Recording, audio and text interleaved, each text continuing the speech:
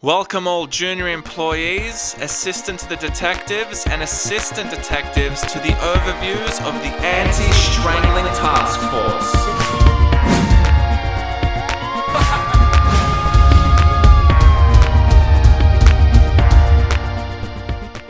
This is the overview for the Office Ladies Tactical Interrogation Unit. Now, as I've previously mentioned for a number of the other teams, this isn't my area of specialty. I haven't kept up with the podcasts on a weekly basis, primarily, as I'm sure you've worked out by now, the scope and breadth of the task is simply too much for one person to handle. This is why we have a task force. The idea of having to, watch the whole Office Ladies, then go to the extracurricular material on the web archives, then hunt each frame for those needles in the haystack, it's too much for one person to do.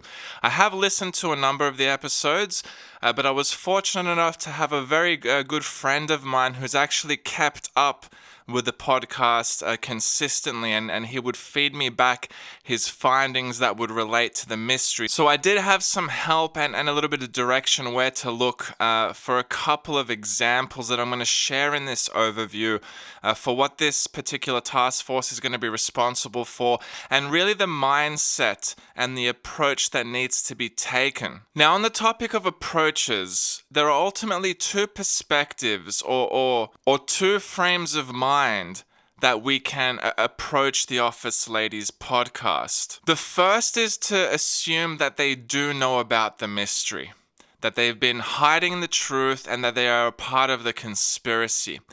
If we take this assumption, then nothing they say can be taken at face value. It simply cannot be trusted. The other half, or the other side of the coin, is that they don't know. They truly are not part of this conspiracy. They were simply acting in the show. The truth was kept from them. And if we assume this, then we also cannot take their word on everything that they're saying because they didn't know. So basically what I'm saying, guys, is either way, whether we assume they do know or they don't know, we simply cannot take their word on everything. And as I've already mentioned in a previous video, this is what the real challenge is for this team, because we definitely have some very useful information that's shared in those podcasts. I mean, ultimately, we're getting an insider's peek into production and what happened on set, and that is invaluable, but this is going to require a discerning mind. So let's get into a couple of examples here. In the episode Company Picnic, in the cold open, the office tricks Michael into thinking that it's 5 o'clock, and they change the time on all the clocks, and they all leave work early that day. Now, the Office Ladies do touch on this, as a particular fan, in this case, my compatriot from Australia, made an observation that the clocks have a different time. Let's see what the Office Ladies say about this. We had another fan catch from Lloyd C. from Australia, who said, during Jim's talking head, when he goes to turn the clock forward, the time starts on 12:50. But when Dwight goes to Michael's car to change the time, it starts at 12:10. He said, was this a continuity gap, or did Dwight's panther speed turn time backwards outside of the office? I think it was probably just a continuity catch. Maybe they had originally intended to see Dwight running outside to the car first and then have Jim explain it in his talking head. And then maybe they just swapped it in editing. I bet that's right, because Veda would have been all on top of this. She had everything meticulously time-coded. Every time we had a clock, she was very, particular. So I feel like that was a change up in editing. So they end up saying that it's a continuity catch, and Veda, who I'm assuming was someone who was in charge of, keeping a consistent set, Angela tells us that she was meticulous and time-coded everything when there was a clock. This is an example where the Office Ladies give us quite a bit of information. We find out about Veda, who, according to Angela Kingsley, was incredibly meticulous with her job. I think it's really important to recognize that first. They took this role very seriously. And then Jenna ends up telling us that the error, or what I would say the supposed error, happened in editing. So I don't actually doubt the story that the office ladies are telling us here. I believe they're telling us the truth. What I doubt, however, is their conclusion. Is it really a continuity error, guys? And the more and more I've studied this mystery, the more and more I've come to the conclusion that there are almost no continuity errors in the show. So the question here, because ultimately Jenna and Angela were not in the editing room, the assumption is that editing made an error. But was it an error? Especially considering that we now know that time travel plays an incredibly central and important role to this mystery. Now, considering that time travel has a very specific and important role in this Scranton Strangler mystery, something like having that time difference has serious and grave implications. My reading of the situation is this. We had Vader on set who was meticulous with her job. She took it very seriously, time-coded everything, right? So basically the office ladies tell us it likely, if anyone did make a mistake, it wasn't Vader. She was just too good at her job. Right, so we have someone in charge of monitoring the clocks. The footage goes down to editing, right?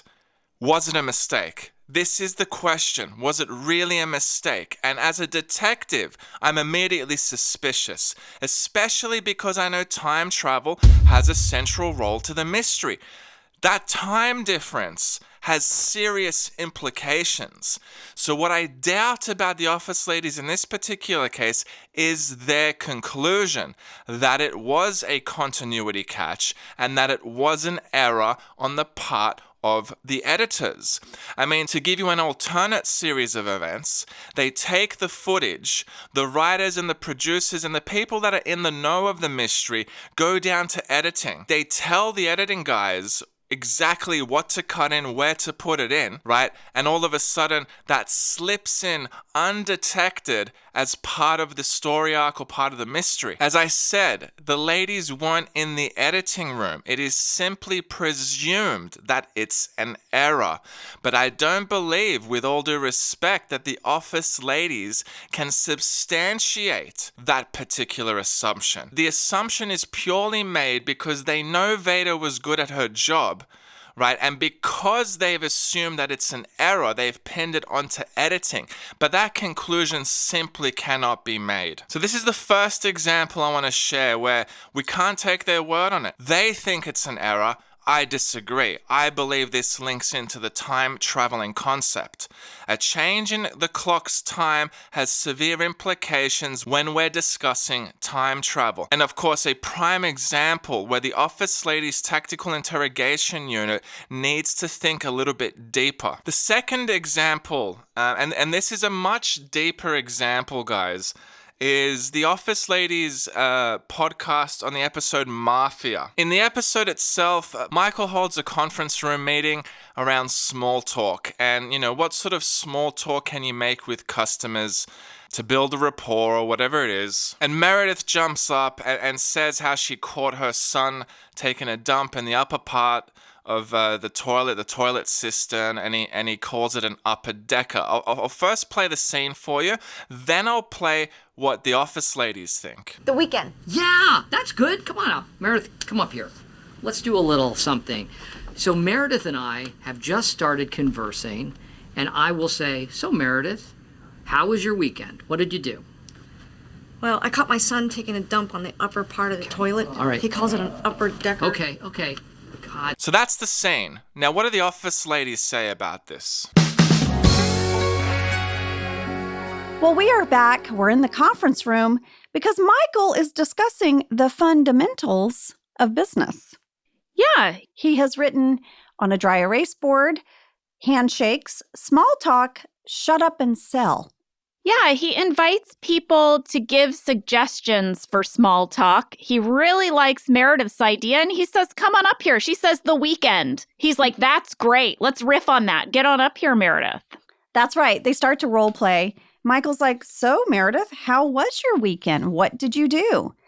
And Meredith says, well, I caught my son taking a dump on the upper part of the toilet. He calls it an upper decker. And Michael's like, oh, God, okay, just go sit down. That made me laugh out loud. It made me laugh, too. And I remember when we were filming this, we all cracked up. And I went and looked in the shooting draft. That line is not in there. The upper decker line? It's not in the shooting draft. This is what was in the shooting draft. Meredith says, I caught my son doing my fur coat. I had to shave off one of the sleeves. Oh! Michael's like, gross. So I texted Kate. I said, Kate, did you improvise the upper decker line? I mean, come on, where did that come from? And she said, no, Paul Lieberstein whispered it in my ear after the very first take. Oh my gosh. That just goes to show you that when Paul Lieberstein was in the background of a scene, he was still writing the show in his head. Right. He was pitching jokes. And the rest of us had no idea what he whispered in her ear. So when she said it, we all heard it for the first time. Oh, brilliant. They would do that to us, you guys, and it would send us all into fits of giggles because we were ready and prepared for the crazy line about the fur coat, right? Right. And then all of a sudden we get hit with the upper decker. So again, a couple of very, very interesting insights here from the office ladies. Firstly, the line wasn't in the shooting draft. Angela Kingsley texted Kate Flannery and she said Paul Lieberstein whispered the line in her ear after the first take. The other thing we find out is that this was done often, that the writers left out lines all the time from the actors and just whipped them out during takes and during the acting out of those particular scenes. Now, in order to break down the significance of this line, I'm gonna have to go a little bit deeper into the mystery, and we're gonna be jumping ahead a little bit here, so I'd ask you to sort of bear with me. But in order to really understand the significance of that line regarding Meredith, her son, catching him in the act of taking a dump, we really need to have sort of a little bit of foreknowledge of various motifs, some of which I've already mentioned, but I'm gonna have to explain to you the series of events that I believe have happened and then come back to this line and come back to what happened during that take. Now, ultimately, this takes us back to the dump that Meredith took in the shredder. In the season 1 preview, I mentioned how the shredder forms a very strong motif, but specifically, Meredith tells us twice, at least twice, that she BM'd in the shredder, and she says that she did that on New Year's. Sure, I gave everybody pink eye once, and my ex keyed a few of their cars. And yeah, I BM'd in the shredder on New Year's. And it's very important to understand this because this is what gives us the series of events that occurred in season 1. So this is my current working theory, and then we'll jump back to the line and we'll jump back to the office ladies. In the pilot, in the first episode of the whole show, Dwight is singing Little Drummer Boy.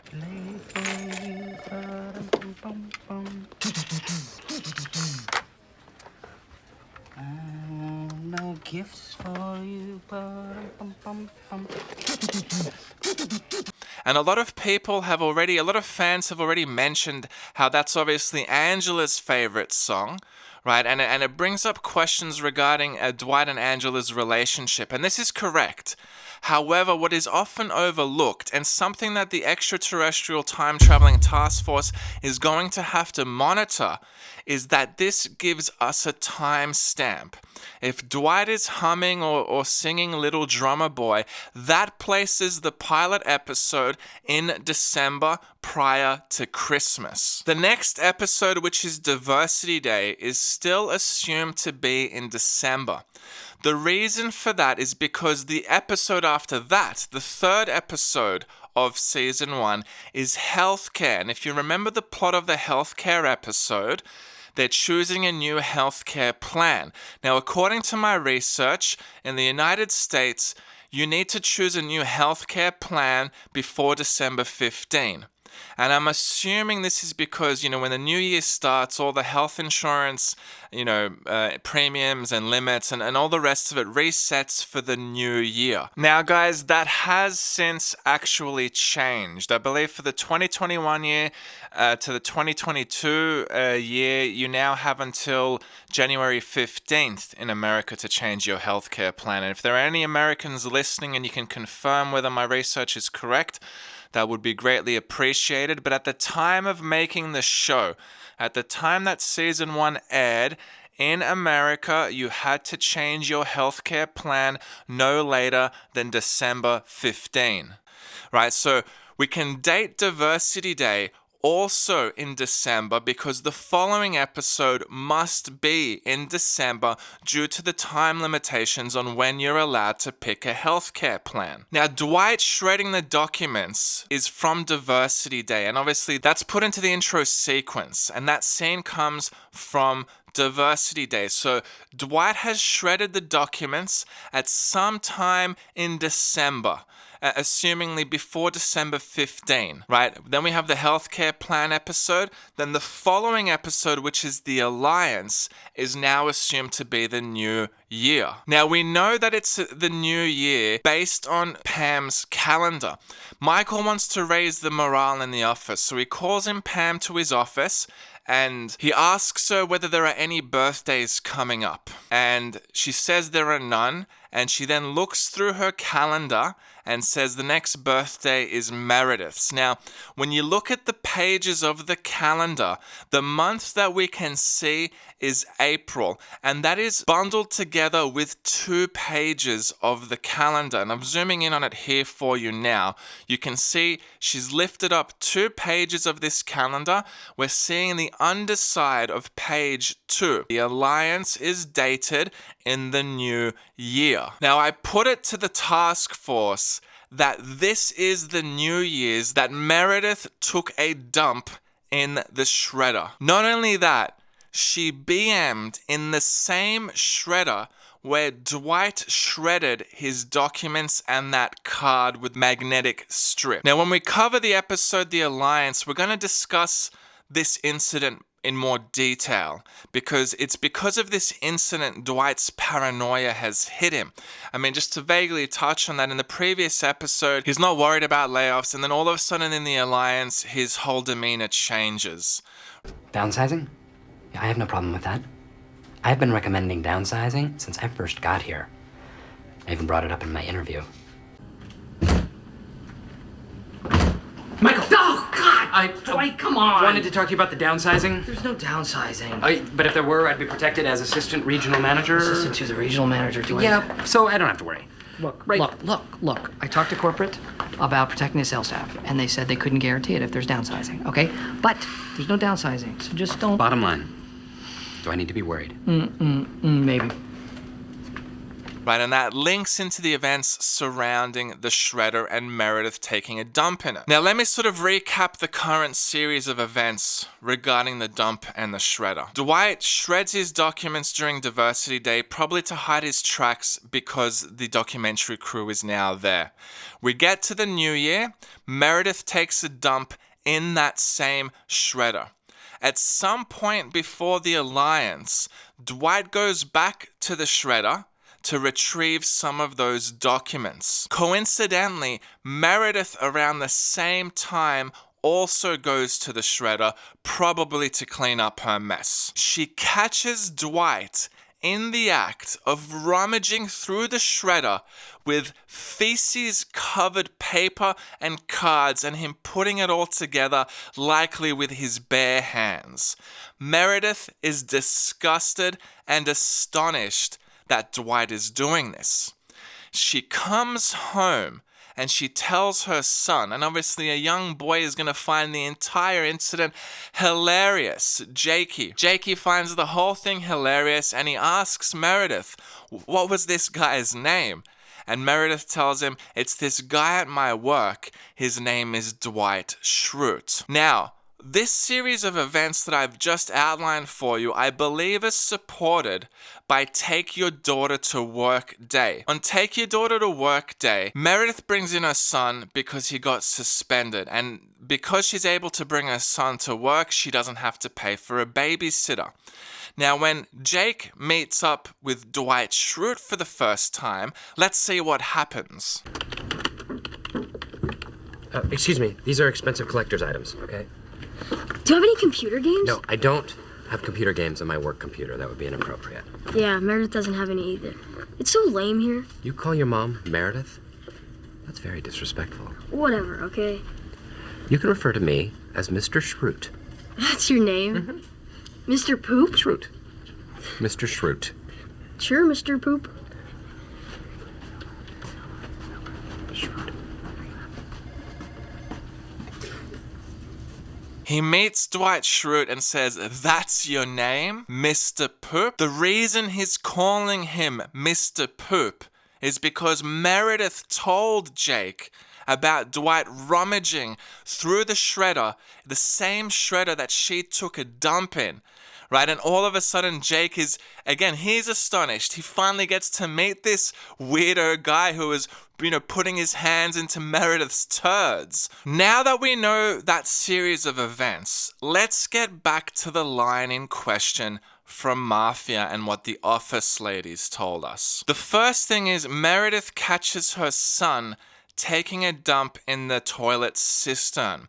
The cistern almost looks identical to a shredder. Now, all of a sudden, this goes from being just a one-off joke line to actually forming a part of motif. As I've mentioned in the season 1 preview, Michael also sits on a shredder. This is to reinforce that event that somebody took a dump in the shredder. Now, Meredith, the one who did take the dump in the shredder, catches her son taking a dump in a shredder-like object or shredder-shaped object being the toilet cistern. She also catches him in the act. She catches Dwight in the act. She tells her son, who calls Dwight Mr. Poop. Jake is obviously the one who takes the dump in the toilet cistern.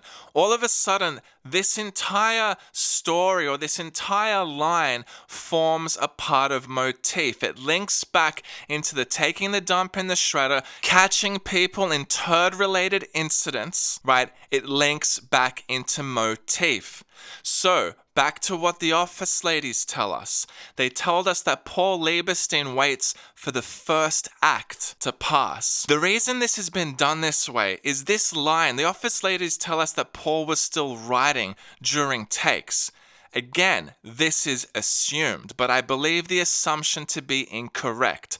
What I think has really happened, the writers already knew they wanted this line in the show, but they knew that it links back into motif, symbolism, and theme. And in order to throw the actors off, they leave it out of the shooting draft. Paul Lieberstein waits for the first act to pass, because if he does it straight away, it's too obvious. So he waits for the first act to pass, then he whispers the actual line, the line that the writers had already decided upon. He whispers that into Kate Flannery's ear. And obviously, because no one was expecting it, they all find it hilarious and shocking and fun. But this is how they kept certain critical lines a secret from the actors. And what does Angela Kingsley tell us? The writers did this all the time. This was one of their methods to cover up the conspiracy. So I don't doubt the story in this case. Again, I don't doubt the story the office ladies are telling us, and I have to say I'm leaning towards the office ladies not knowing about the mystery, and I'll get to that in a second. But again, this is an example, and fair enough, I had to sort of break down a lot more of, the mystery in order to understand the significance of that line. And it is very significant because it forms a part of the motif. right? But this is the challenge for this team. It's not as simple as just finding a soundbite, taking the lady's word on it, and assuming that they're correct about it. It's actually the complete opposite. They leave us with little nuggets, either knowingly or unknowingly, but we need to find those bits of information because we ultimately have an inside peek into production. Because as I said, this mystery isn't at its core an investigation of Dwight Schrute as the Scranton Strangler. Dwight Schrute is a creation of the writers. Who we are really investigating is the writers. Now, as I just said a moment ago, I don't believe the office ladies know. That's my inkling. But in the spirit of Dwight Schrute, we're gonna assume they are guilty until proven innocent. And until they explicitly say on their podcast that they did not know and provide somewhat of a legitimate alibi, they will remain under suspicion. Should they provide that alibi, I'm going to update the logo for this task force. I've already got the design ready because, again, my underlying belief is that they don't know. But again, we need that confirmation. Paul Lieberstein, on the other hand, is one of the main conspirators in this mystery. And he is totally 100% wholly guilty. Guilty. A good example of how full of it Paul Lieberstein is that interview he does where he says that the Scranton Strangler never actually killed anyone. He would just strangle them and then he would keep them alive. I don't know. There's a world where he was the Strangler. Maybe one where he wasn't. Maybe there's two Stranglers. Oh! Okay, I love that. I feel like in writers' rooms, you're so busy. He could have been the Strangler. The one thing the Strangler did was he strangled people but didn't kill them. He left them once they've been strangled and passed out. Is that true? Yes. I didn't know that. Yeah, I'm not sure we ever got around to saying it. Yeah, good one, Paul Lieberstein, mate. You really convinced me on that one. I've got you sussed, Paul. Lloyd Gross doesn't back down from anybody, Kemosabe. I've seen guys like you, big guys who like to push the little guys around. Lloyd Gross eats guys like you for breakfast. And not only guys like Paul Lieberstein, Greg Daniels, Mindy Kaling, BJ Novak, these guys 100% are all in on the conspiracy. I have absolutely no doubt whatsoever. They are the ones responsible for the Scranton Strangler mystery. But back to the office, ladies. Once we truly understand the plot, the story arcs, symbolism, motif, theme, the revelation that the office ladies give us provides us with great insight. And this is ultimately the challenge of this task force. We cannot take their word on anything, but rather we need to be able to sift through what they're saying and get to the bottom of it. The office ladies are either knowingly or unknowingly providing us with some seriously valuable information. Information relating to how the mystery was covered up, how it was kept secret, and how the producers and creators hid the mystery from the actors and possibly from additional people on the set. Detectives that choose to be in this team need to have a discerning mind. It's going to be difficult in the beginning because, obviously, as I've said in other videos, I'm 4 years ahead of you guys. In some ways, a lot more across the overarching narrative that's actually occurring. But whilst you ramp up and your knowledge increases, you're going to be able to find these nuggets in what the office ladies tell us. And that's the challenge. And this is why we have a dedicated team responsible for monitoring their podcast. We need critical thinkers. We need suspicious minds. We need people that can read between the lines. So have you been keeping up with the Office Ladies podcast week by week? Are you someone that could fit between big pregs and little pregs and be the medium pregs in this situation? Then this is the task force for you. Welcome to the Anti-Strangling Task Force.